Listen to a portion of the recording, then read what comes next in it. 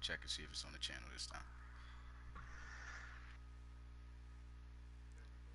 Oh, You see I it? just got a noti. But yeah, well, before everybody gets out, yeah, so we started late because I streamed this to another channel, and so yeah, now I got it on the right channel. So yeah, what's good, everybody? Appreciate y'all coming through. Um, I'm here with Conquistadors. Oh my God, I'm all off. I'm here with the Diablos coach. What's up? That would be me. Yep. We got the Snowhawks coach. I was telling you guys to get ready. I'm up here all messed up. And we got the Explorers coach. Yeah, I was messing up so bad I didn't even say the names. But I appreciate you guys coming. Yeah, we good. Oh yeah. Yeah, it's all good. It don't matter. Just being ourselves out here.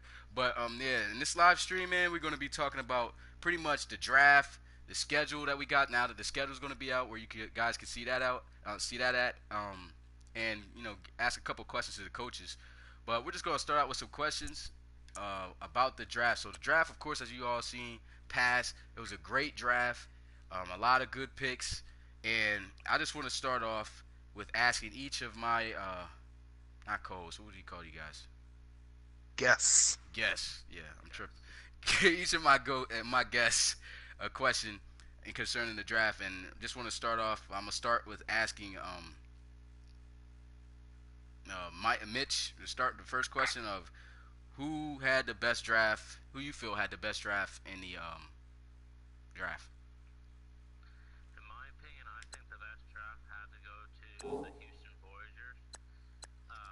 They filled many holes to begin with. They had a great first round with Danny Ingram being selected, and in the second round picking up steal of Michael Hendricks with that 77 superstar, not superstar, star development, and then just going throughout the draft, going into the fifth, sixth, seventh round when we're only using auto gens at that point, basically, and them being able to find some secret gems like Victor Gomez, the defensive end. They picked him up in like the fifth round. They got a solid kicker to help them when the offense can't go well, and then they just kept going. So I go Voyagers had the best draft this past offseason. Okay. Well, Bill, what's your team?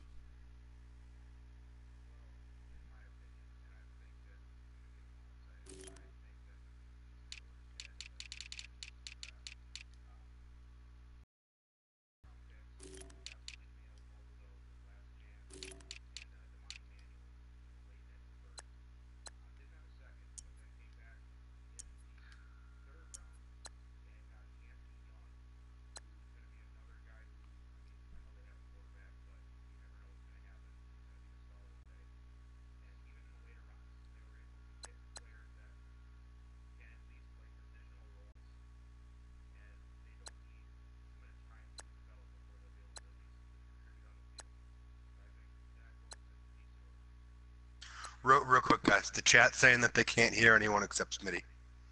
Are you serious? That's what the Wow. chat's saying. The whole time.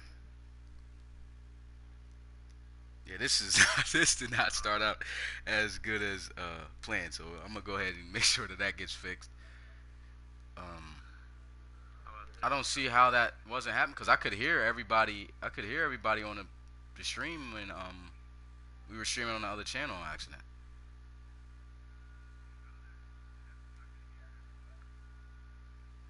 Let me check the settings.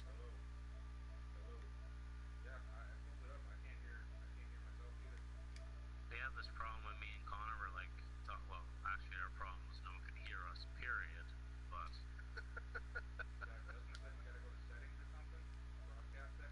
It says I think share party. That's probably what it is. Yeah. I think Share party audio. yeah. You guys gotta share. Yeah, you guys also gotta share the party audio. I think I got mine's on, so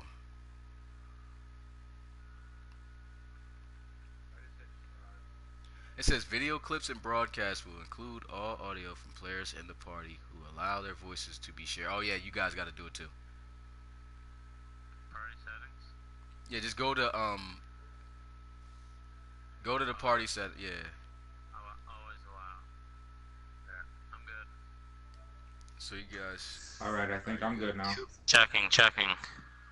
What about you, Kyle? Check, check, check, check, check. Mic check. Check, check, check. Check, check, check. Okay. Can you guys hear us? I mean, y'all can hear me, but Yeah, can you we're hear good. Everybody else? Say good? We're good. All right, I Okay, think well- we're finally ready to go. Well, we might as well restart it over since people didn't get to hear what you guys had to say. So pretty much we might as well just re-ask the same question. So you guys heard what we wanted to start out with, talking about the draft, and what I was going to start with the first question. We had 24 people. Again, we talk with with Mitch, Coach Egan, and Coach Bill about who they think had the best draft in the RFL draft this past season. So we're going to start back over with Mitch. And once again, can you please give us your thoughts? So my team that had the best draft was the Houston Voyagers. In the first round, they came out picking up a crucial need, a middle linebacker, with their current one being 31. It was a great fill for need. And in the second round, they had two picks, and they were picking up They picked up Michael Hendricks, and then they picked up Brody Mitchell, a tight end, to help complement Nacho Cheese out there. And in round 3, they picked up Preston McGee out of Virginia, which gives Brady Hayes a potential backup just in case he goes down, to help the Voyagers' offense stay afloat if things go wrong. And just the reason why I give them the best draft is in the 5th, 6th, 7th round, they were finding talent that was 74 and above, and that's not easy at times. Like 76 defensive end, 78 kicker. That kicker is probably staying around for a good time. Like, kickers play for 20 plus years, so they have a solid one in there. Next, Bill, who's your team? Well, like I said before, this is going to pay me to say this because I know he's going to be really excited to hear this, but I think the Conquistadors did an amazing job in the draft this year. They had multiple picks in the first round, Last Chance and Damon Emanuel, both 80-plus for ratings. Just very, very good players that they found. They did not have a second-round pick. They came back in the third, and they landed Anthony Young at quarterback, which is another big pickup. And later on in the rounds, too, 5th, 6th, 7th, 7th-round pick, for instance, there was Alexander Akintolo. I don't know if I said that right, but he's a 76 overall, and I think the lowest rated was a 74. Just a really good all-around draft. I'm assuming that means I'm up. My choice for the best draft would be the San Diego Red Dragons.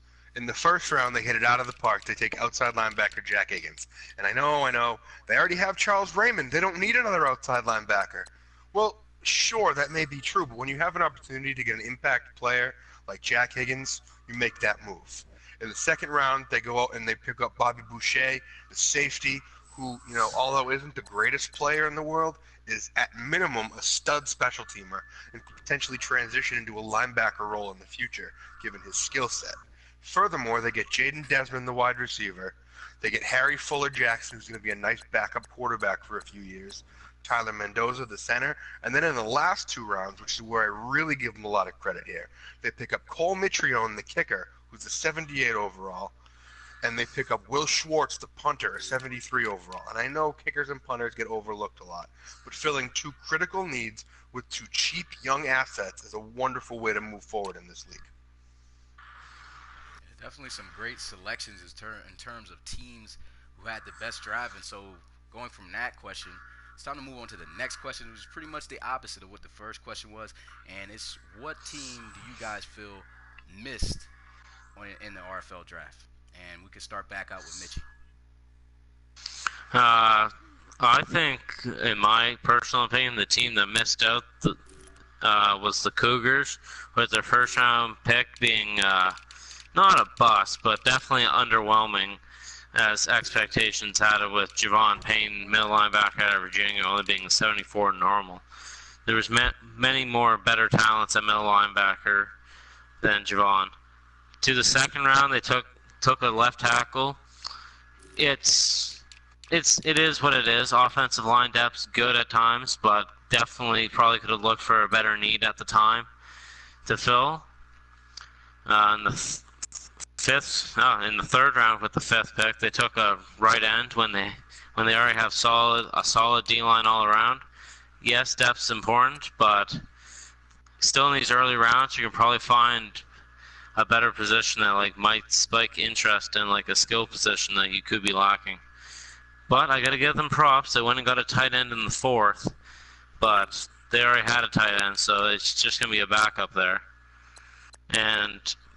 But now this could contradict my statement, but they did find a gem in the fifth round. Marcus Knight being an 80 overall, but then Marcus Parsons was like a 60, not very good, and then Morgan Watkins was a low 60, which again, as Connor alluded to earlier, the 6th and 7th round are where you see who are good at drafting and who are not. To you, Bill. All right, so who I think had I wouldn't say it was a terrible draft, but at least a lackluster one considering the moves made in the offseason. I would have to go with the Steamers.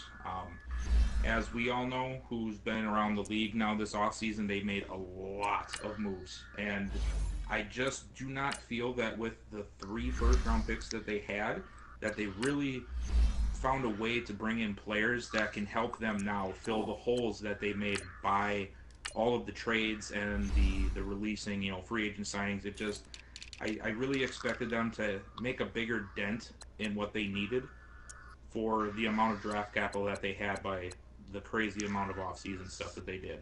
The best pick by far is, I'd say, well, it's sort of a toss-up between Jakari Nathan and then also the corner, John Gibson.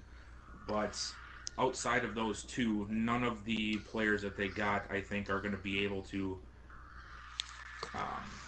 really make a huge impact to make it seem like, wow, this was a great pick. So hopefully with the capital they have, they make something better happen better next year. But this year, I just do not think that they hit very well on the type of opportunities they were given. Well said, Bill. Now for me, I thought the worst draft, or potentially, if you don't want to say worst, maybe the least effective draft from my perspective, was the London Black Knights. In the first round, they pick up James Rutowski, the left tackle, he's going to be a starter for them, but he's not a significant improvement over what they have already. In the second round, they move forward, and then they take Christian Hamden, a right tackle who isn't even going to start for them. And then they didn't have a third-round pick. And then it's difficult to look at the Black Knights draft and say, yes, they did well. The highest player they took was a 76, and they had a number of players in the 60s. And as Mitchie alluded to a little bit there, the 6th and 7th rounds are where you really find out how these teams can do. And while the Black Knights found a nice backup quarterback in round 7 in Kyrie Johnson, the rest of their draft isn't enough to be able to make getting a good backup quarterback something that's worth it in the long run. And when you're a team like the Black Knights, who is absolutely loaded in most places, but getting a little bit up there in age, you need to hit on these drafts to continue that run. And from my perspective, they didn't do that. That was definitely some great feedback on us in terms of like opinions on which teams that you guys felt hit and missed in the draft. And with the final question, really want to ask you guys is, what rookie are you most excited to see during the preseason? Leading with me, probably the most explosive rookie that I want to see is probably Justin Jones over in Dublin. See if he can really put up a fight that he can maybe overthrow the almighty league representative of Drake Crowell, whose arm strength is really lacking at this point with only 85 throw power and not being able to get the ball down the field to his playmakers, like Matt Niani especially. So Justin Jones, cannon of an arm, can really be the difference between if he plays or if he doesn't, because you need to get that deep ball once in a while just for that big play. So if Dre don't have it in him, Justin might be the guy to go forward this season. Do you, Bill? Oh, thanks, Mitchie. No Well, problem. I think there's two guys that I'm really interested in seeing. One of them is basically just because I think we all thought this guy was going to go top 5, if not top 3, and that's Cameron Jones. He falls to 7, was it? 8. Yeah, 8 to the Dreadnoughts. I'm really looking forward to seeing what he does. But the other one is sort of piggybacking off of what I said before. I really want to see if DeAnthony Young is able to make any kind of noise with the Conquistadors in his first season. And All right. to you, Connor. I appreciate that, Bill. See, mine's a little different. These guys have looked first round a little bit so far. I want to drop down a little bit because if we're talking preseason, I want to look at a little bit more of those under the radar guys. So we're going to jump over to the Monarchs for me. And although the Monarchs already have a pretty good quarterback in Chase Mason, I want to see what Preston Schroeder can do. 3rd round pick, very highly rated, very highly touted, very good performing in college. And now we see him coming in here to the pros, 82 overall, on a team that's got tons of weapons. Preston Schroeder's a guy that I want to see play because I think he could be the future of that franchise. Chase Mason's 30 years old, making $30 million. He's not exactly the kind of guy that you're going to be moving forward too long with. So for me, looking at the Monarchs, looking at Preston Schroeder, I think that's a guy who's going to be fascinating to watch in this preseason. Definitely some good players right there from you guys. But moving on, it was a great draft and everything. And now the season is approaching. The off-season is just about over. And it's time to talk a little bit about the scheduling. And since I'm here with the presentation moving on my station, I might as well show and start off with the NFC schedule first. So we'll take a dive into what the preseason schedule is going to be. As far as the regular season schedule, you guys are going to be able to check that out. And I'll let you guys know where. Well, I might as well say it now. You guys can check that out in the Discord. If you're in the Discord, make sure you go to the Daddy Leagues link in the RFL community channel. Click on that, and you will be able to see the schedule throughout all the season, preseason and regular season for the teams yourselves on either your phone, computer, wherever it is. And you can only check that out if you're a Discord member or we have the link. So make sure you join the Discord if you aren't a part of that yet. And then you'll be able to see get a lot more information such as stats and all of that. Also, since we are talking about the draft, I might as well bring this up forward too. I was about to talk about it later. The only way that you guys from here on, from this point, can submit a draft player into the RFL is that you must be a part of the Discord. It's been too many times where people were, for one, submitting more than one player, and on top of that, there was a lot of people who were submitting players and not being active in the community or even paying any attention to their player on what he was doing during the season, then come back probably towards the end of the season and then ask, like, how did my player do? When, we want guys who are there to see their player and to be active in the community. So we have narrowed it down to now where not anybody will be able to submit a player into this league. You have to be an active community member. And even if you are an active community member at some point and you just decide to leave and, aren't as active anymore, that is going to hurt your draft stock. So there's a chance, even higher chance, that you won't be drafted. So if you want to submit a player in this league, make sure that you join the Discord and become an active member in this community, because those are the people who we want to have players in this league. And, like I was saying, just too many people just making people just to make them and just leaving and not paying attention to the league. So that's how we're moving forward. But going into the next topic here, we're going to look at the schedule of the preseason. We're going to start out all 4 weeks of the preseason in the NFC. Then we'll move over to talk about all 4 games in the AFC for the preseason. So let's just go to the league schedule here. And week 1 of the preseason, another thing before I even get into this, some of these teams, some RFL teams will not have all 4 games. I don't think any of them do, but if they play an NFL team, then that means they don't have a game. There's going to be some teams that have one preseason game. There's going to be some teams that probably won't have any preseason games, depending on what the That's matchup me. is. Yeah, so there's going to be some teams you just don't see, but you'll get to see them in the regular season. So it's not going to be as many games during the preseason as there were in the regular season. Just want to get that up as a heads up, before people start asking questions about that. But the first game, looking around on the schedule, this isn't going to be the order in which they're going to be streamed or anything, but we have the Marshals and the Thunderbirds, week one of the preseason. So that's a good game right there. What you guys think about that? Big game.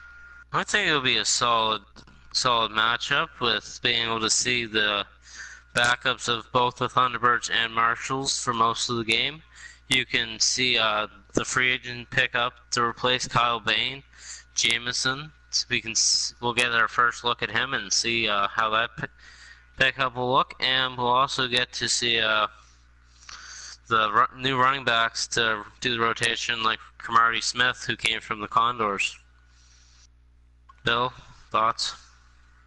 Yeah, I mean, you sort of not have too much to add off of what you said. Yeah, I'm just excited to, it's always fun to be able to see the young guys, or like, the rookies, maybe even some veterans who don't get a lot of playing time, just to get out there and see if they've gotten any better, or see who's not going to be able to perform. I love preseason more than a lot of people do, but yeah, it's just going to be nice to be able to see some of these guys in the league, because sometimes that's where stars are born, is preseason. So it's going to be fun to watch. Connor? I completely second that thought, Bill. Just a lot of guys make teams based on the performances that they have in the preseason. And it's always cool to see, because there's guys that you've never heard of, undrafted rookies. So all you guys from this draft, and this is just a little bit of a PSA, so to speak. Those of you guys who didn't get drafted, have no fear. You'll hop on a roster and then ball out in the preseason. Because those of you guys that show up and ball in the preseason, you'll make rosters. It may not be that roster, but you'll make a roster. And then from there, you grow. So what was it? I believe Trey Allen, the quarterback or Trey Mason, I get those two confused. Yeah, Trey Allen. For the Sentinels was an undrafted rookie. And then he's one of the best quarterbacks in the league now. So just have no fear, guys. There's hope. You'll get there. Just show up, play, do your job, do the right thing, and you'll make stuff happen. Yeah, so the preseason definitely going to be an exciting moment for the RFL, and that Marshals and Thunderbirds game is definitely going to be a big game when they face off against each other. Next, we have the Lancers and the Monarchs. That right there should be a pretty good game to watch, as the Lancers, of course, got themselves Trey Mason. He's not going to play, of course, that much, but there's going to be a lot to look forward to. And as we were talking about with Connor, as he was talking about, the quarterback is one of his top players to look out for the Monarchs. So, I mean, Schroeder is going to be a guy who's pretty much going to see a lot of time in this game. So that'll be an interesting game to watch for him. And we got one more game with the Gunners and Crusaders. So 3 games in week 1 for the NFC side for the preseason. And I should have asked this way, but which one of these games out of here do you guys think is the best games? I'd probably say the Marshals and Thunderbirds to look out for, but which one personally to you guys, Mitch? The best game is Thunderbirds Marshals. The game I want to see the most is Lancers Monarchs, so we can get our first look at Tom Wood. Oh, of course you do. Of course you want to see that. How do you feel about that, Mitchie? In case you guys don't know, Mitchie wanted Tom Wood so bad out of the draft, and he was crushed when he got drafted by the Monarchs. So at least he's got a fan over there from Portland, but man, he's definitely made some memes in the RFL Discord for that. So that's a big reason why he brought him up. Bill, which game do you think is the big game to look out for in week 1 for the NFC? Yeah, I think I like the Thunderbirds game just because, they're the defending champs, and it's always, good to see how they're going to come back after the season, because we all know that sometimes teams don't always perform up to what they are expected to after coming off of a championship win. But another game I think I would really like to see is I would like to see the Gunners and is it the Crusaders Yes, because see, Jabri Jackson after your special on the Madden 19 for the player career, and then I also want to check out Alexander Colt, who was the first round pick for the Crusaders at wide receiver. See how he works with Wakefield. So that's another one I'm looking forward to. I mean, I guess I'll pick the other one. I'd love to see this Lancers Monarchs game because I want. I already talked about Preston Schroeder a little bit. I want to see the tight end Zach Hobbs. We know he's a great possession receiver, but we heard about his hops. Hobbs can hop, so we want to see how much this guy can jump. Is he the next NFL's Jimmy Graham? All this kind of stuff. This league's a little thin on ridiculously great pass catching tight ends. We've got a lot of great blockers in this league with Keelan Linton and some of these other guys that are around, but it's going to be nice to see if Zach Hobbs can be the next big pass catching tight end in this league. Okay, that's definitely some good games to watch out for. And moving on to week 2 of the NFC for the preseason, we have the Barons and Elks versus Barons. each other. And so that'll be an interesting game. Then we have the Desperados, Lancers getting a second game. And Snowhawks right there got Mitchie's team versus the Steamers. That's the interesting one. Then the Monarchs having a second preseason game back-to-back with the Tigers. And the Condors versus Gunners. So out of these games, which do you guys feel is a big game to watch out for? I'm going to go with Justin, actually, in the chat with saying Tilsky versus Wagner. No, Wagner. Winkler. I really want to see like the battle of a 96 versus a 99 and really see how that tangos. But then he also says Gilly versus Wagner, which is a 99 versus 96. So for the little amount of playing time in those two games that they're going to receive, it's going to be fun to watch 99s take on 96s with some of the best QBs in the league taking off at each other. I think I'm actually I'm interested in Mitchie's game because I don't know if you guys know this, but if anybody's in the Discord, we got a little friendly beef going from the playoffs last year. So I'm interested to sort of see how the Snowhawks have come out of the off season, and I just want to check all that stuff out. Connor? I want to talk about the Condors a little bit. This is an interesting team we've got here. Coach Bookie's taken over, or I guess Coach Nick, he's changed his name to at this point. He's taken over this team. He acquired Ronnie Nickens in the offseason. He brought Carrick Jaguar back. They got Chase McCoy. They draft Dexter Smith. This could be a potentially dynamic offense in Sacramento. And obviously, we have the reigning dynamic offense in Houston with Jabri there. So it's like, although these aren't players we're going to see for an immense amount of time, the little bit we are going to see could be a glimpse of one of the potential huge rivalries down the road in this league. Okay, moving on to week 3. Some great games, definitely for sure, for week 2.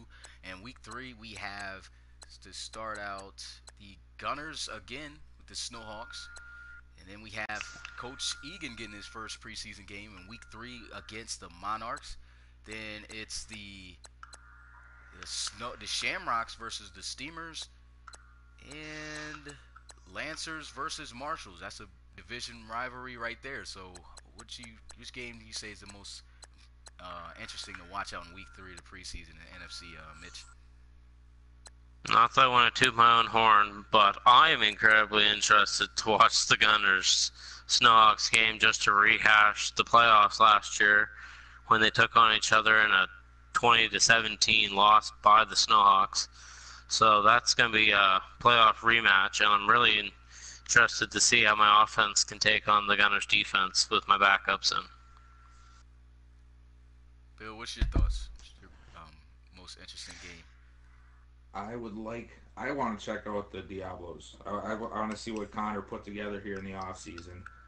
I think Connor's a little excited too, of course, but obviously everybody knows he brought in Aaron Pritchett. He's got a brand new quarterback, all the trades, and the got a brand new roster, my friend, or whatever you want to call him. But I would like to see what all these guys that he got from everybody else can come together and really become a good unit. Because everybody knows just because he got good players doesn't mean that they're going to play good together. So it's be interesting to see how that goes. I don't want to come in here and toot my own horn, but I'm excited to see my own team play another team that isn't some foolish recreated team in a scrimmage. This is a real game for the Diablos to show what they've got, and it's the third game, so this is where starters are going to play for a while. This is the sort of dress rehearsal. So this is where we would really get a vibe for how well the Diablos are playing. Can Aaron Pritchett ball? Is Miles Kerrigan good enough to lead this sort of band of misfits together? Can Jamaria Goff make the transition to a new position? Can Joe Johnson mesh? Can Piku McCullough mesh? Can all these different pieces fit together to make some sort of a puzzle piece? And this is going to be our first look at that.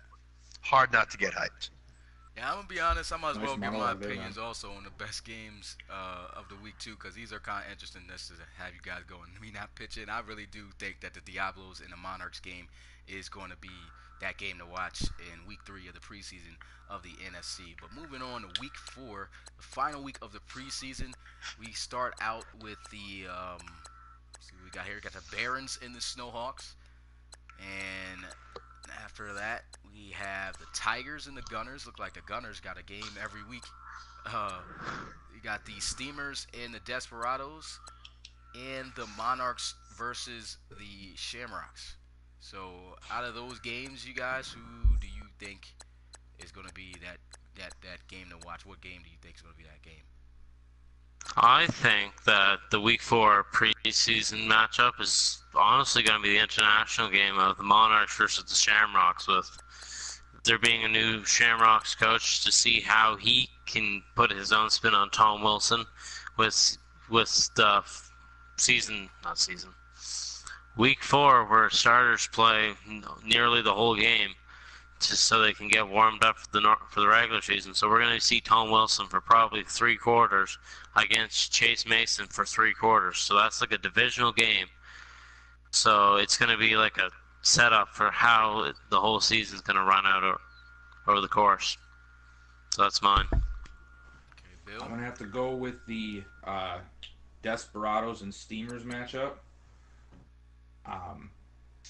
I think that, I mean, within preseason, anything with the Steamers, just going off of, the kind of offseason that they had, it's going to be interesting to see how things come together, if they come together. There's a lot of different faces around there, and, things maybe didn't go as planned at this point, but I would really like to see, who's going to shine through and maybe get that position that is available now because of the shifting around of the team, and see who, shows out. And same with the Desperados. I mean, they have 2 rookie receivers. I'm looking forward to see how they gel with Eric Fisher, and it's just going to be. I think that's going to be the best one to watch that week. I agree with Bill 100%. I think that's the game to watch, but I think it's for a couple different reasons. I really like this young defense that the Desperados are building here.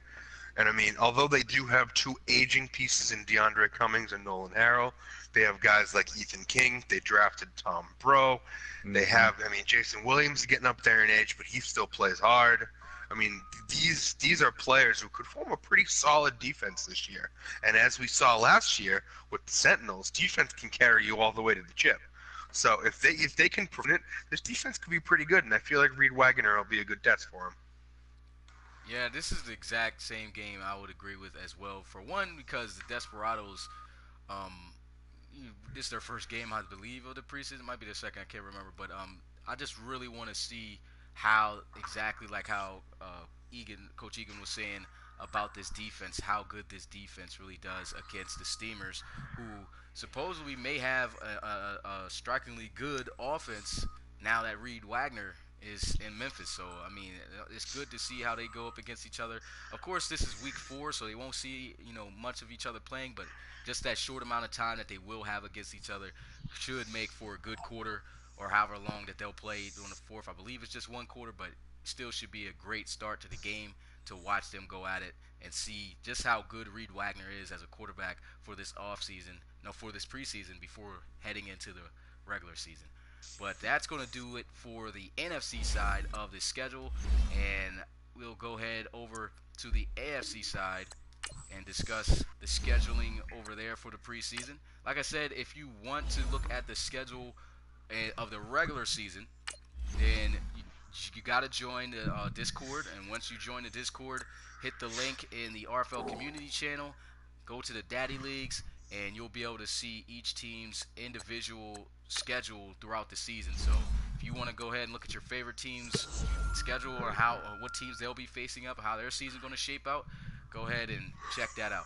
Become a Discord member today if you are. But it's time to go ahead and get a look at the AFC preseason here. Week 1, we have the Cougars and Bisons going at it. Not a division game there, but still two very solid teams there. And we have the Huskies and the Celtic Tigers. And after that, we have the Sentinels and Voyagers. And I think we have one more game. No, that's it. So 3 games during the preseason here. Mitch, which game do you say is the game to look out for week 1 of the AFC of the preseason? The game I want to watch is Huskies Celtic Tigers. The game that I think is going to be the standout is going to be Sentinels Voyagers, because we're going to see the battle of Wilkins Jr. versus Preston McGee for most of the game. So we'll see how those two drafted quarterbacks really pan out in this first week of the preseason, see if they're the real deal or if they're just going to flop, and see if the starters are going to keep their jobs. So that's just my quick view. I'm sort of on the same boat with Mitchie. I want to see the Huskies and Celtic Tigers game. I think that's going to be a good one. I don't know a whole lot about the AFC yet because I am over in the NFC side, but I really I want to see what happens with all these quarterbacks that the Celtic Tigers have. I want to see how Justin Jones plays and Paris Polo, of course, Drake Crowell, but I think we'll get a chance to see some of the younger guys more so than Crowell, because we know what he can do. So that's what I'm going to be looking for. I'm going to go off the board a little bit. I really want to see what this Bisons team looks like. We know they're starting to get up there in age. Antoine Davis is getting up there in age. Devin Hobart's getting up there in age. These are guys whose window is closing. And so you got to think guys like that, and I understand this is Madden, it's code, it's all binary, but these guys still got to have some sort of heart. And you got to think guys like that, they know their window's closing. This is going to be one of those years where they ball out. So I would expect big things this year from Hobart and Antoine Davis and Sam Gusto and all these guys in this Bison's offense to really come together and play out, because they know this is probably their last chance. So it should be pretty interesting. Definitely some good choices right there. Just about touched every team. Well, it's only 3 games in week 1, but I must have to say, for my selection, definitely want to see this Huskies and Celtic Tigers game. For one, we got Coach Chiz. He's been in the league since season 2, and we got a new coming coach mix with Rob Barobi as the head coach there. He's been doing a lot there in Dublin, and I would just really like to see these two coaches go at it in the preseason and just show out their rosters, throughout the game. So this should be a really interesting game, and I think this is definitely the game to look out for week 1 for the AFC in the preseason. But moving on to week 2, we have to start out the Voyagers and Bisons versus each other. Looks like we may have a bit more games here in week 2. Then we have the Austin Armadillos, Coach Goods, going up against Chad there with the Conquistadors there in week 2. And we have the Aviators and Dreadnoughts versus each other. And the Salt Lake City Pioneers and the Riverhogs facing each other. You get to look at Mike and his first shot as a coach here in the league here with that. And Black Knights Cougars. Black Knights and Cougars. Yeah, so those are the games for week 2. Which game do you feel is the most interesting to look out for, Mitch? The game I want to see is the Pioneers Riverhogs, just to see how Mike's restructured Pioneers team can hold up against one of the better teams in the AFC. But the game I really want to be streamed as a primetime game is the Armadillos versus Conquistadors, so we can see see Chad's draft and see how they come out to play. And then just today when we were making sure the rosters were right, looking at the Armadillos roster, they're an 84 overall. That's one of the highest in the league. That's one below Connor. And Connor took 3 months and built a God Squad, and the Armadillos have just sat there and they have an 84. So they have a strong team with nice backups. So that's the game I want to see. Okay, Bill, which game you say is going Well, to be that Mitch, you game? sort of took the words right out of my mouth, but I'd love to see that Armadillos and Conquistadors game because obviously I picked Conquistadors as having one of the best drafts, so it's going to be fun to see how those guys play in the preseason. But I'm not sure if you mentioned this one before or not, but I'm interested also in seeing the Aviators and Dreadnoughts game as well. That's something that's I want to see how Cameron Jones comes out and plays for his first game, and but yeah, for the user games, definitely the Armadillos and Conquistadors is going to take the cake for me. For me, it's Pioneers Red Riverhogs. I watched a lot of Pioneers scrimmages when Mike would stream those. And Pioneers looked surprisingly good for how do I phrase this nicely? For how under-talented they are. That's a team they're lacking on talent and they're lacking on stuff because Mike's traded a lot away and they were really bad to start with. But Mike's got a plan, and that is a man who knows what he's doing. So I want to see how they do in this first real test. And as we all know, this Riverhogs team is loaded offensively. You got Sylvester Leach, you got Angel Rosemond. This is a team that has weapons everywhere. So it should be really, really, really interesting to see how the Pioneers can handle an offense like this. That's definitely a good game. I was definitely my original opinion for the game to look out for. Well, I'm still sticking with it. It's definitely the user versus user game here with the Armadillos versus the Conquistadors. Just simply because the two coaches going at it, I really want to see how this shapes out. Chad having his first chance to really start a season as a coach in this league, and then of course Coach Good's a new guy who just came in late towards the end of season 3, and they almost made the run for the playoffs, didn't make it. Really want to see how both of these teams do to start out here in week 2 of the preseason. But yeah, man, that Pioneers and Riverhogs game is definitely going to be something to watch because I really want to see how Mike stacks up against a solid RFL team that consistently competes for opportunity to play in the postseason. Well, moving on to week 3, we have let's see what we got here. You have the Bulls and the Aviators versus each other here. Then we have the Dreadnoughts and the Conquistadors. And Cougars and Pioneers. And to finish it off, we have the Bulldogs and the Red Dragons. The Season 1 versus Season 2 champs right here. So which do you guys think is the most interesting game, though, of the season? No, of week 3 of the preseason. The most interesting game is Bulldogs Red Dragons, with, like you alluding to, it being the first season's champions and the second season's champions. But the Red Dragons team is, well, it's loaded, to say it easy. And the Bulldogs, their wide receiver core is a dream. Like, they have 380 pluses. You might as well call it 4 with the 79 that will be an 80 by the regular season. They got their new running back, Matt Whedon, so I'm excited to see how that works.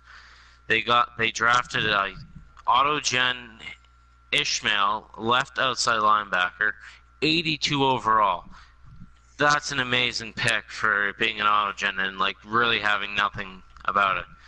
But I also kind of want to watch Cougars Pioneers because they're both overlooked teams by like not having their overwhelming talent, with the Cougars star being London Lions and the Pioneers star being Van Lewis, I guess, on offense, I'd have to say, or Joey Law at the tight end.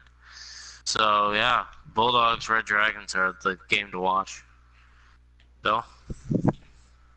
Yeah, I sort of agree on the both games that Mitch that you pointed to, but I would like to see the Cougars game with the Pioneers because, like you said, Mike's been working on a lot with the Pioneers and the Cougars as well with Coach Dar. I really like what they're trying to do. You know, we know that they still have a little bit of a work in progress, but those are the teams that everybody likes to root for. The teams that are trying to build something, trying to find an identity to really lead them into the future. They might not make you say wow now, but they eventually could down the road. And I'm excited to see how Marcus Knight performs, the rookie running back for the Cougars. I think that's going to be a fun player to watch. Connor? I'm most excited to see this Dreadnoughts Conquistadors game for a fact that gets overlooked a lot. I want to watch line play. This is the 3rd week of the preseason. This is where the starters play for a while. And the Dreadnoughts offensive line is putrid. And guess where the strength of this Conquistadors team is? Their front seven. You have Antonio Griggs, Tyrell Dillard, Lincoln Matthews, the newly acquired Anton Burley. They still have Luke Stokes. These are guys that should absolutely cause havoc for the San Antonio offense. And I would love to see the Conquistadors defense fly around, cause some mayhem, and really get to the Dreadnoughts. Yeah, to be honest, I wasn't even thinking about that game in that way, but that is definitely a great matchup to see as far, well, not really a great matchup, but you're definitely, I believe, in that game going to see a lot of big plays made by the Conquistadors defense, but you never know how it goes. Maybe the offensive line steps up and makes some plays and maybe can come through with a big victory there in preseason. But like I was saying, you just can't get away from the season 1 versus season 2 champs here. This is the teams that started the league pretty much as far as reaching their way to fame. Got the Bulldogs, a great offensive team, versus the Dreadnoughts, a great defensive team, and you just don't know how this will go, and it's just always good seeing The Dragons. I said what? You said, you didn't say the Red Dragons. Oh, well, the Red Dragons, yeah, my bad. But the Red Dragons and the Bulldogs, that should make for a great game, just simply off the fact that, but at the same time, great offense, great defense. You just like seeing how they stack up against each other. And for the last week of the preseason, we are going to look at the AFC, starting out with the game of the Bulls versus the Bulldogs. And then we have Mike's Pioneers going up against Coach Armstrong's Sentinels, which should make for an interesting game there. Looks like we got a lot of games. In week 4, we got the Riverhogs traveling to Chicago to take on Coach Dar's Cougars. Then we have the Celtic Tigers, Rob Roby, the head coach of the Celtic Tigers, and the Armadillos of Coach Goods going at it with each other. So a lot of user versus user games here so far in the final week of the preseason, and that's it. So which game do you guys think is the big game to look out for before we head into the regular season for the AFC? Well, if we're just looking purely into heading into week 1, which is the final game that's going to get you drooling to see the regular season, it's easily going to be the Celtic Tigers Armadillos, because as we discussed, the Armadillos team is ungodly beautiful. Like, they have an offense, they have a defense. Like, not many teams have both. One, you either have an offense or you have a defense. They have both. And then the Celtic Tigers, they got an offense and they got a defense. Like, Jason Lindsay is an amazing defensive end for the Celtic Tigers, having 23.5 sacks last year. The Armadillo, they have a great linebacking core. They have a good D-line, adding Cameron Horwood in this past draft. They have Jeremiah Henderson, who's, well, underwhelming at a 68, but maybe this man's got the ball in him that he's just going to show up in week 4 and say, I'm earning this final roster spot if you like it or not. So, yeah, I'm going South Tigers, Armadillos. Okay, I'm going to have to go ahead with the Pioneers and the Sentinels. This is one I want to see. If DeAndre Wilkins Jr. comes out into this season as mad as he should be that he fell to Jet Skyback, another rookie on offense for the Sentinels. George McCafton plays with the Pioneers, another rookie quarterback to take a look at. And really looking at the Pioneers, they could have a whole new offense in a couple of years between McCafton, Bryce Witherspoon, and they brought in Anthony Connell this year. They have a young nucleus on offense. I'm excited to see these guys play. I want to take a look at this Bulls-Bulldogs game real quick, because these are two of the more underappreciated teams in this league. I think the Bulldogs, as we talk about a lot, they have great wide receivers. But Timmy Merritt is a pretty underrated quarterback. Granted, this offensive line isn't that great, but Merritt's a pretty solid quarterback who can make plays here and there, or at least do enough not to mess it up. Now, the Bulls' offensive line is also kind of a disaster. And Lane Carney's okay, but he's not that great. And they don't have the same kind of wide receivers that the Bulldogs do. But Cedric Martz is a potentially dominant tight end at times. And their defense, Derek Herrera and, Gabe Stringer, Martinez Strickland, these defensive players that they have here on the Bulls are able to make a good amount of plays that could maybe give Timmy Merritt some issues. And I'd be pretty interested in seeing that game. It's great games selections right there. And my selection, definitely, I would have to say this Celtic Tigers and Armadillos game. Once again, it's just really interesting to see user versus user games with the teams versus each other. But with two new head coaches coming in, with the amount of talent that they have on both teams, and like Mitchie said, good offense, good defense on both sides, could very well equal a good game. And so I really think this is going to be a great game to watch, and definitely should probably be a main event game, but you never know. It all depends. But that's going to do it for the preseason schedule. And now moving on to the main topic of the podcast. We're going to get more in depth on the questions. We're going to ask them just a couple of questions here. And the question is, we're going to start out, of course, in the order that we've been going, talking with Mitch. And I just want to ask this question, which I'm asking all the coaches. How do you feel about your team? Let me know about the weaknesses, the strengths. What is your thoughts on your team? Well, the strength is easily apparent for anyone that has ever looked at my roster. Joseph Gilly is a top 3 quarterback in this league. He makes stupid mistakes at a fair chance. Yes, he did fumble 23 times last season, but that's last season. It's time for the Italian gunslinger to show up and get his second MVP in this league.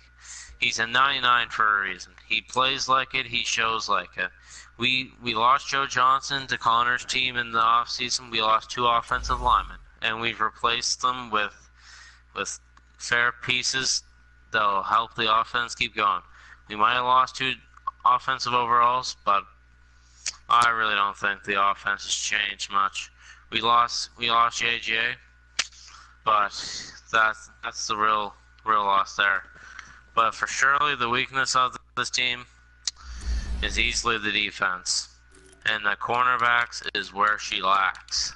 It's not good. Like, that's a position that's gonna need to be looked at, and maybe just looked at a little bit more. Like, one singular lockdown corner could change this whole team. Just adding a corner to this team could be the difference between making the chip and falling short because you got burned on a last-second pass. The linebacking core, solid. I traded my middle linebacker again to Connor. Wow, Connor, you surely got some Snowhawks on your team. I mean, hey, I'm the big bad trade master for a reason, Mitchie. You know how it works. But I replaced the middle linebacker that went to Mexico with Dylan Mullins. Throughout the offseason, I've been testing with him, and this man has a nose for the ball. In all my sims, he's had 15 interceptions, and I've done probably 45 sim games. And then in that trade for Joe Johnson, I picked up a very young and very athletic Dre Dawkins, who's 24 with star development and 84 overall. He's here to stay. He's going to be the anchor of this linebacking core.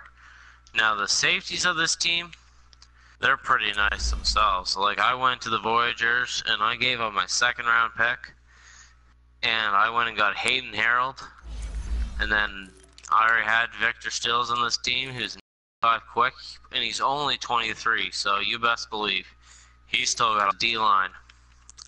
It's got its fair amount of questions. Again, another defensive lineman bit the dust and moved to Mexico. Must be something in the water. Yeah, so Long Swanson has departed and went to Mexico, so that leaves just Dwayne Northrum to be the only remaining starter left on this D-line, with free agent signings of Harmon Schofield and a trade to pick up Randall Sylvester, a former Salt Lake City Pioneer. He's, again, young and a good overall. He's 23, 83 overall, so he's got a lot of ball left in him.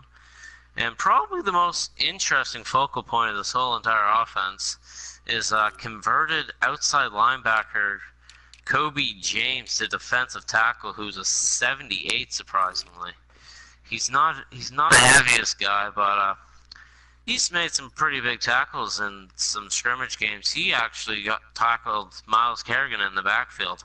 a rare sight you'd never see when you try to tackle a freight train. So, special teams, definitely lackluster. Connor loves himself some special teams, going against West Padrino, a punter. So, yeah, my special teams could definitely be upgraded. So that's my strengths and weaknesses. Bill, what is those Explorers looking like, man? Oh my gosh. Well, I'm going to refrain from going through my entire transaction history this offseason. We appreciate it, Bill. But if we're talking about strengths, obviously everybody who looks at the Explorers, they know what the strength on offense is. It's C.J. Robinson. There's nothing else I can say about that. What's really is my strength on defense at this point, I think, is my secondary. Chamberlain, he's a lockdown corner. Morrison, Carter, they don't play around. My secondary is very, very sound, and that's the reason why I went ahead and brought in Carlton Baines, trying to get another stud next to Chamberlain so I can see who's going to work best in the slot for the slot receivers on the nickel package. But going back to the offense for my weakness, and it's not really a weakness, but it could be, if that makes sense. And that it's right in the running back room. It's Bradley Atagwe. He can be my strongest asset, but with his history, we all know that he does not like to play the full season a lot. He has a lot of injuries in his past. So really, the offense is going to dictate around the health of Bradley Atagwe, which is one of the reasons why I jumped on Darius Young the second in the draft. But yeah, that's really what my sole big glaring hole is. If Atagwe goes down, I had to have somebody there, and as you guys can see, I got a few different options now with Ferrazzi and Young, and I brought in Pittman and McCluster in the offseason. I feel like any one of these guys can jump in and help us out. Maybe not to the extent Atagwe could, but yeah. And that's for me. Connor, what you got? All right, I feel like we know where I have to start. The new team captain for the Mexico City Diablos, it's Aaron Pritchett. We know who this guy is. He's one of the best quarterbacks in the league. He's already made a name in Mexico City. It's just he did it for the Conquistadors. Now he's over here in the Diablos. He switched stadiums. He's still rocking the red. It's just we got black instead of gold now. And he's gonna lead us to a lot of wins. I'm not gonna come on here and say we're gonna get 16, maybe not 15, maybe not 14, but we're gonna win a lot of games. We're gonna win a lot of games in Mexico City. He's gonna give it to Myles Kerrigan. Myles Kerrigan, who, as we all know, is the face of this franchise. He carried him to an RFL Bowl. Came up just short. Him and Jamaria Goff, they're the mainstays here. Jamaria Goff, former wide receiver. Now he's going to be playing that sort of James White space back role here for the Diablos. Also a team captain. We picked up a lot of wide receivers this offseason because I came in here and I thought this wide receiving core was trash. So we go to the Pioneers, we pick up Jeffrey Blackson. We go to the Conquistadors, we pick up Piku McCullough. We go to the Snowhawks, we pick up Joe Johnson. We go to the Tigers, we pick up Rashad Williams. We go to the Pioneers again, pick up Rashawn Perryman. Now there's an offense here. Go to the Voyagers, pick up Griffin Pritchett, the tight end. Go to the Condors, pick up Sam Fajardo, the tight end. We're building a team, building an offense. Now, obviously, you all know, I think the offense is the strength. The defensive backs. Iron Hart, Cedric Shaw, Gianni Shiloh, Jacoby Haskins. This is a huge setup here. And the most underrated thing in my team, and I don't know if I want to say this or not, Sharif Tutt is the underrated MVP of the Diablos. Sharif Tutt, the quote-unquote backup strong safety. You could say he's a backup, but he's going to be the starting sub-linebacker this year, which means in those situations where it's a nickel defense, a dime defense, Sharif Tutt's going to come up into the box. He's going to cover tight ends. He's going to cover slot receivers. Sharif Tutt is going to be the MVP of this defense. Did someone say Tutt? I think he's a nut. He's insane. But if we're looking at a weakness, and this is something I've been trying to fix pretty hard, it's right tackle. Right tackle is a weak spot on this team. Pone Bradley is a good run blocker. problem is I want to come in here and sling the ball. I've made that pretty clear. I like to sling the ball. I got a lot of receivers. I got some tight ends. I got a running back who can catch the ball. Pone Bradley is not a very good pass blocker, and that's an issue, especially because it's Pritchard's front side. If you get pressure from the front side and you're forced out to your weak side, it's an awkward throwing motion for the quarterback, especially given how few animations there are in this game. Pone Bradley is a legitimate weakness that I'm trying to work on, and as you guys know, I'm the witch here with my cauldron. I'm always stirring the pot, trying to make something happen. I got some buns in the oven. I'm trying to fix Pone Bradley, but right now, Pone Bradley is a weakness on this team. We're trying to fix it. We'll see what happens moving forward. Smitty, back to you. Well, that was a great breakdown for sure of your teams. And, of course, Mitchie going in heavy detail about his offseason transactions. Man, this guy went to the special teams. Yeah. This guy's over like the fifth I didn't talk linebacker. about West Gonna have... Padrino. I'm kind of sad. Yeah, I'm surprised. Mitchie, I would have talked about West Padrino if you hadn't already talked about him. You do your job, talk about your team. And the last question that I have for the coaches is we're going to switch a little bit in depth as far as comparisons, and that's looking at the divisions, on how you feel your team stacks against your division, where you feel you will place. And so, Mitchie, how do you feel about how your team stacks up in your division? Well, I don't want to be overconfident, but I think the Snowhawks are the strongest team in our division. But the Desperados are the ones that got me nervous. I really feel like they're the team that's going to cause some havoc with me, and they're going to be the ones that make me lose sleep at night. But the Tigers and the Condors, man, they're scary too. The Condors might have a terrible defense, but I don't have that hot of a defense either. So it's two explosive offenses with two subpar defenses. Whoever scores more obviously wins. That's how the game goes. And then the Tigers, they got their new quarterback. They got their wide receivers. They got a running back. Bryce Madden is crazy. If you haven't stopped to watch him, I highly suggest you go watch the Tigers game. Bryce Madden should have got Rookie of the Year last year. I think he got ripped off. But that's just me. So yeah, that's my division. I think I have the strongest team, but I'm for surely not confident that it's a cakewalk. What's your thoughts there, Bill, on your division? Well, I sort of feel like it is our division to lose. I think that I can easily, hopefully, win the division heading into the postseason. I think if there's one team that I'm looking at as my biggest competition in the NFC South, it's going to be the Marshals. The Lancers have some pieces, but the Marshals, I think, are the better overall team altogether. But yeah, like I said, I think as long as we don't have any catastrophic events happening to our team, I think the Explorers will reign supreme in the NFC South for sure. Connor? All right. There are two teams in my division that I'm not even worried about. So I'm not even going to give them the credit of saying their name. There's one team I'm scared of. It's the Thunderbirds. They have some weapons. And I'm not just talking about weapons on offense. I'm talking about weapons on defense. Craig Chapman, their big acquisition at cornerback, is a stud.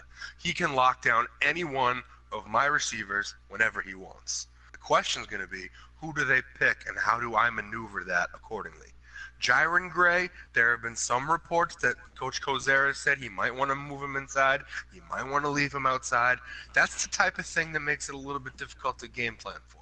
Because Jiren Gray, he's got 93 speed, he's an 87 overall linebacker. If I don't know where he's going to line up, that makes him a problem.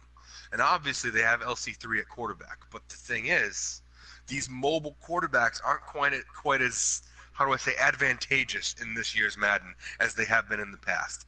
The scramble settings have been toned back, so maybe LC3 doesn't translate, and that's something that I have to hope for as an adversary of this Thunderbirds team. But on the whole, their strengths are my weaknesses, and my weaknesses are, like I said, their strengths. And that's a problem for me because it makes them more of a threat than they probably should be because they're good, don't get me wrong, but they're not a great team by any means. but where they're very good, they make me look weak. And that's a problem that I'm a little bit concerned about. But with that being said, Smitty, back to you.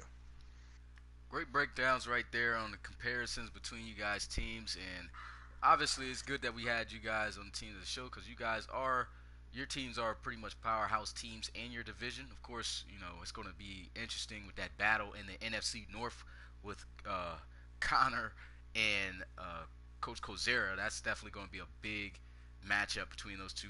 Pretty much, in my opinion, it might be between those two on who wins the division.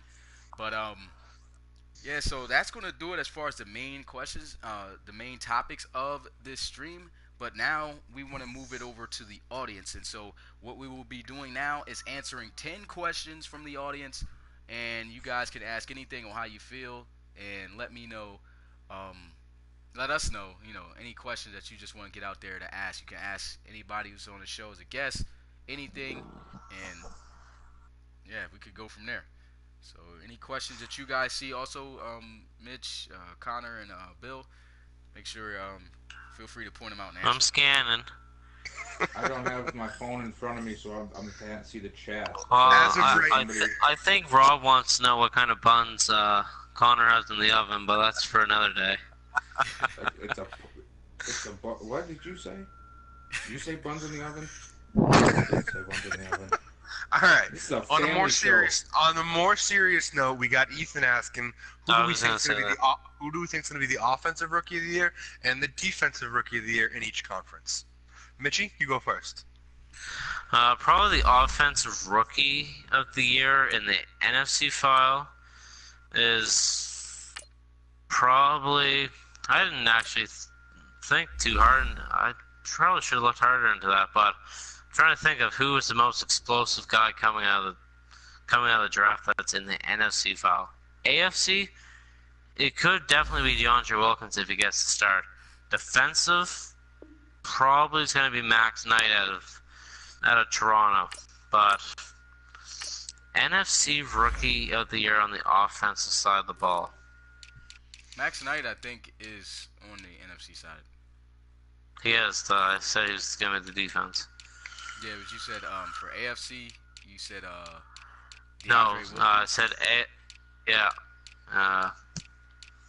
It could be, depending on how much Bill wants to run him. It could be Darius Young. That man's huge. It's a Brandon Jacobs remake. So depending on depends on how many carries he gets.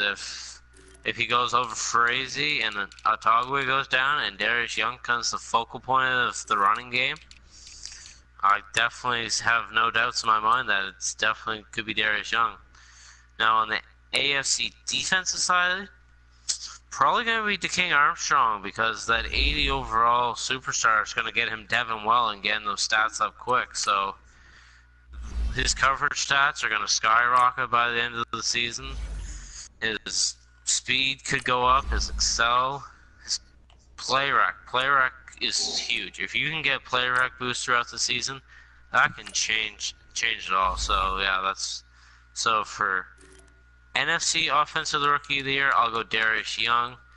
On the defense, it'll be Max Knight. AFC, DeAndre Wilkins if he gets the start, and defense, DeKing Armstrong on the Aviators. Bill, your thoughts? Well, first off, if we're gonna go AFC, I really want to see what Wilkins does. I'm surprised. I want to see what he does with the Sentinels. I think he'll end up getting the start, and I think that he'll run away with it. Defensively for the AFC,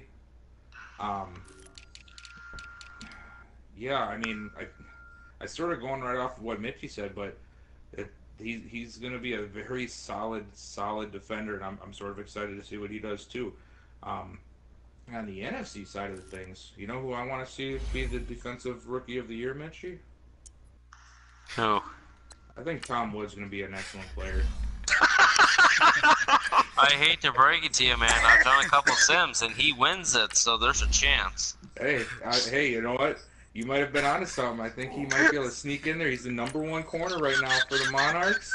And, you know, him and McCullough, oh my gosh. But on the offensive side, let's see here. That's a tough one.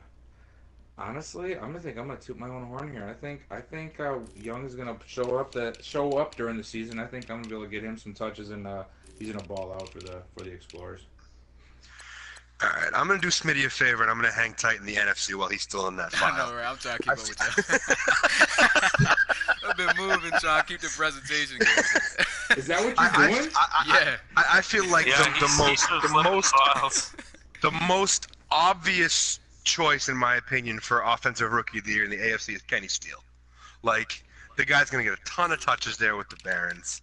And usually it goes to a running back or a quarterback, and there's no real dominant starting quarterback in the AFC. So you probably got to think running back, which makes me think Kenny Steele. Defensively, there's a couple options. There's Max Knight, as you guys have noted. I mean, but he doesn't jump out to me as a guy because they have Isaiah Ingram, who's going to steal a lot of those sacks. So I don't necessarily know if he's going to be in a position to put up those kind of numbers. So I'm going to go off the board. I'm going to say DeMario Waters could win Defensive Rookie of the Year. In the AFC, in the NFC, that is. On the Shamrocks. In the AFC, I feel like the obvious choice is Danny Ingram. Danny Ingram's going to win Defensive Rookie of the Year. I mean, we got Coach Brown in the chat hyping Danny Ingram up. Danny Ingram's going to win Defensive Rookie of the Year unless he gets hurt. Like, so I'm not going to look a gift horse in the mouth on that one. That's probably the guy. So, but then this is where it gets interesting. It's either going to be DeAndre Wilkins or Justin Jones, and I'm going to hedge my bets and pick neither of them. But I'm going to say one of them will win the starting job in their respective teams. And whichever one wins that starting job will get that Rookie of the Year thing. And the important thing that comes with winning Rookie of the Year is a dev boost. So Justin Jones, maybe you might want to push for that so that way you can maybe get bumped up on your devs. But, you know, I'm not saying, I'm just saying. I'm not saying, I'm just saying. That's an FG saying if I've ever heard it. But I think Danny Ingram is the clear choice for AFC defensive Rookie of the Year. But Smitty, back to you. Yeah, well, I mean, I guess I was just keeping it up for you guys to ask other questions. So, all right, then we can absolutely keep doing that. Let's see. That was one question. What's another good question? We just took 7 minutes in that one. Yeah, Coach Armstrong asked a pretty good question. He said, who would or should change their first round pick? Okay. We could just... Who should? Jeez. Definitely. Who would or should? Yeah. Would or should? Definitely the Cougars, because they could easily go and pick up a better middle linebacker if they wanted to stay that float. They could have went and got Danny Ingram or DeMario Waters, and that could have changed their whole linebacking core because it would go up from a 74 to a 79 or a 78. So that's who should have changed their first round pick. Well, actually, no. I'm just going to take a little bit more time. And Tor should have changed his first round pick because a 67 ain't doing no justice. He should have took his time and not just said, oh, I'm just going to take this guy because I didn't think of this before. So Tor should change his first round pick. He should have took DeMario Waters if he wanted a linebacker. I'm sorry to interrupt here, Bill, but I'm going to agree with Mitchie before I give you a chance. I mean, there's not much else to say. That's what I was going to say until Mitchie decided to give two people instead of just sticking to one. Thor Thompson was a bad pick. DeMario Waters went 3 picks later, and it's just salt in the wound. You see DeMario Waters go right after you took Thor Thompson, and it's just like, oh, that hurts. That hurts. He's over here writing novels every time he speaks. Yeah, I mean, he's very verbose. We can certainly say that much. But no, yes, very on that question. Yeah, I definitely think the Sentinels are wishing they had that pick over again. All right, so I think the next question we have in the chat here: who do you think was the biggest steal of the draft? That comes from Awesome Crocodile Productions. Oh, that's Chrome. I didn't know that. All right. So Chrome's asking, who was the biggest steal of the draft? You know what? We're going to switch things up. Bill, we're going to start with you this time. Oh, so that way my pick doesn't get taken away by this Exactly. multiple choice question there and stuff. Make Mitchie go last. I am gonna choose. I'm gonna toot my own horn here. Everybody else gets to. I have not tooted my own horn yet on an off-topic question, but I'm going to. I think landing Darius Young II in the 3rd round was awesome. I didn't think he was gonna be there. I saw he was falling, and when he was there, I just had to take him because it was the 3rd round. So I think that was a great steal. All right, I'm gonna hop in here after Bill. Mitchie, you can wait. I'm gonna say the Gunners. I'm gonna say the Gunners got the steal of the draft when they took Ray Jr., their running back, and not because of his skills as a running back, but I think he's gonna be underrated as a return man. If I remember correctly, I was scouting this out. He's got 91 kick return. He's one of the best kick returners in the league as a rookie, and he's a 78 overall right off the bat. So let's say the Gunners starting running back gets injured. And off the top of my, I think it's Lester Gadsden, but I can't remember off the top of my head. Yeah, so Ray Jr. would step in. He'd use his speed, and he'd be able to dev kind of nicely. Worst case, Ray Jr. is a high-quality backup running back and an elite kick returner. Best case, he's a decent starting halfback. To get that in the 6th round, that's a phenomenal pick. So Mitchie, now, if you would. Mitchie, I hope we took your players. Nope, you guys didn't. I'm actually surprised Connor didn't go and rub up against Preston Strider, because you boys better be sleeping over there, because Preston Strider's easily the best steal. Ooh. Because 82 quarterback on the Monarchs. Strouder, same difference. No, that's different. Definitely sounds it's a quarterback. It's Preston. We know who we talking about, but we all know that's a steal. He's 20. He's an 82 star. That's a 3rd round. You see the. I'm gonna expose Mike on this, but he was heavy on Preston Strider. I watched many of a stream where he was testing out Preston Strider for his quarterback, and then he went and picked McAfee, who's a 79 normal. He could have took Strouder. That could be the difference between one game or 5 games. Preston Strouder could have been the difference. Okay, so next question, anybody? Yeah, no, hold on. What quarterback? Can somebody elaborate for me? I'm not in front of everything right now. Is that Preston Schrader? Yes, yeah. Mitchie just. Okay, my gosh, man, I had no idea who you were even talking about for a second. Schroeder. That's a whole different name. The next question comes from the Conquistadors assistant, Tony Wilson. He says, which team appears the most promising to win it all in Season 4? Bill, we'll start with you again. Ooh. Well, with all maybe pick one from each conference. One from each conference? Yeah. Oh, okay. I will. You know what? I am gonna. I don't even think this is possible with how we have things set up. But what if we had a Mexico City versus Mexico City Bowl? Impossible. I know, boy. But I'm just saying. Those both Diablos. Obviously, we've talked about what the Diablos have done with making a win now team. Their window with all of the high-profile players is not going to be as long as some other players unless they can figure out how to structure the cap properly and move the pieces. The witch with the buns in the oven's always got a plan, my friend. Yeah, well, yeah. Careful, guys. Chad's getting excited in chat. And yes, of course, Chad. With his draft, I think he can come back, and I think he can make some noise. I love Damani Manuel. I think he could be like a Tariq Cohen type player who could really change an offense. I played against that guy. All right. Mitchie, I'll let you go second this time. Oh, thanks. Okay. Well, I gotta go with more Mexico City, but we gotta go with the Diablos because, well, Connor, you've built a win now team.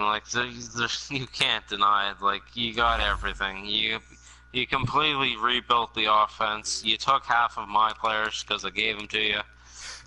So this is make sure to send a ring up to Portland, as an honorary mention for giving half of the team away. So, and then on the AFC side, I want to go Sentinels, but then we're gonna change it up. we're going to go up north, and we're going to pick the Huskies. Brady Hudson had over 5,000 yards last year, and, well, I don't know how the Huskies didn't make the playoffs with that kind of a quarterback. Well, I do. They just fell apart in the middle of the season. So I'm gonna go Diablos versus Huskies RFL Bowl. International, no America allowed in this game. So Connor, fill it in. All right. I'm gonna again. I've done this pretty consistently here tonight. I've gone off board a lot. I'm gonna go off board again. I'm gonna say we got the Oklahoma City Bisons from the AFC, and I don't want to be the guy to pick myself in the NFC. I just feel like that's a little bit below board. So in the NFC, I'm gonna stand pat. I'm gonna go with the Toronto Thunderbirds. I'm gonna say it's Thunderbirds and Bison in the RFL Bowl. I mean, I already talked about the Bison earlier. They have a veteran offense. The guys they're really good. And as Justin mentioned in the chat, they choked it last year, which means yes, they choked it, but that means they had the opportunity to win it. So that's a team that's good enough to be in position to win it. So they're good. And then in regards to the Thunderbirds, they're the reigning champs. Do I think that they're an absolute menace of a team? No. But Coach Corsera knows what he's doing. They got a talented young roster with a lot of high depths. So that team's going to get a lot better as the season goes on. And that's something that I think people are underrating a little bit. These depths are going to matter here as we move through the season. So what's good now might not necessarily be what's good 16 weeks from now. So I look at the Thunderbirds and I look at all those star and superstar devs that they're sitting on. They're going to get a lot better as we move forward here. And that's going to be problematic for every other team in the NFC. So Bisons, Thunderbirds. That's my pick. Let's see. What's in the... Any other questions you guys see that you like? We'll just... Since it's taking a long time, that's only been 5 Since questions. we do 10 minutes a question. Yeah, we'll just do one more question. So the next question that you find is interesting, guys, just let me know. Rob's mad. Mitch, you He need to said calm down out blasphemy. there. All you, CT Nation. Ain't Yeah, nobody- Mitch, you need to calm down over there. What He says, he got the Celtic Tigers. That is, to be honest, I might as well give my opinion too. I do think for the Ooh, I like AFC, that one. it will be the Celtic Tigers, in my opinion. Well, I'm not gonna say will be. Like, I think the Celtic Tigers are gonna go through there. And as for the NFC, I will have to say I think that the Thunderbirds might be able to get right back there. So I'll say Celtic Tigers and Thunderbirds. No, actually, I changed that. I think the Gunners are gonna be that team. I think they come back. That's a good one. And they win that. That's a good one. Yeah. We got two pretty interesting looking questions in the chat. At least there were two. Yeah, it's best trade and potentially first coach fired. So I feel like those can be combined a little bit. Those can be answered quickly from me as far as the best trade. The best trade we already know for one, Aaron Pritchett. You know, that was like the biggest move out there. And as far as Can we have like an award at the end of the season, best pot star? What you mean? Best what? The best pot star. Pot stir? What are you Yeah, talking about, pot Mitchell? star. Like people that cause the most drama. Like Chad's definitely up for that nomination. Connor for like changing like the Diablo face. So yeah. I don't know. Okay, we'll talk about that later. Back to the questions. But as far as the question, we're as far as the first coach fired, you guys pretty sure everybody knows that, Coach Nolan.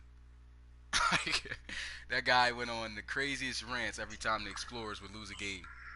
And I more definitely felt had like to let him the go. question was this season, not in general. What you mean? Like first they want coach? to know like who we It think was the Chad's first coach is question. gonna Will be be fired. Oh, who Like- was potentially? Oh my it's god, like hot seat. that's a pot stir right there. Yeah. That is a pot stir. Exactly. But if That's that's why the I question nominate you guys Chad. want, I have think there's a better question sitting out there. It was just the only question we had at the time, so that's what I posed. I think Tony Wilson asks a really good question, which is which new head coach looks the most promising? Well, of course, that's me. It's obviously Hawks. Well, new head coach. For me, it's between Mix and Rob, Rob and Connor. The Diablos and the Hey, man, you Celtics. say hang me up to dry like that. Okay. I mean, I think. Nah, Bill, he's Bill, that I guy. like you. No, I'm just kidding. I like you, fam. Bill, you that I guy, like you. man. But I'm just saying, from the team aspect, like I just really think it's between those two on who's going to really improve their team from what they were last year. So that's. I voted can't You Hawks. also make have your own choice. list. I vote Hawks. Coach said, "Can we have an award for the most headphones destroyed?" Mitch, we gonna need you to back up, Mitchie man. like Charizard. He breathing flame all over these fools. Yeah, he's not gonna use that mic tomorrow. It's not gonna be no good. Well, I have a snowball, but like you guys, like it wouldn't work, so I'll have to figure that out. He done melted the snowball. At least he's not eating chips or nothing like that. I mean, that was bad. Some of them VCs we were in, my gosh. Glad just what I think. But I think that's it for the questions as far as everything, man. This has been pretty. Do I need to go get a spoon? Yes, you do. Clangety, clangety, clangety, clang.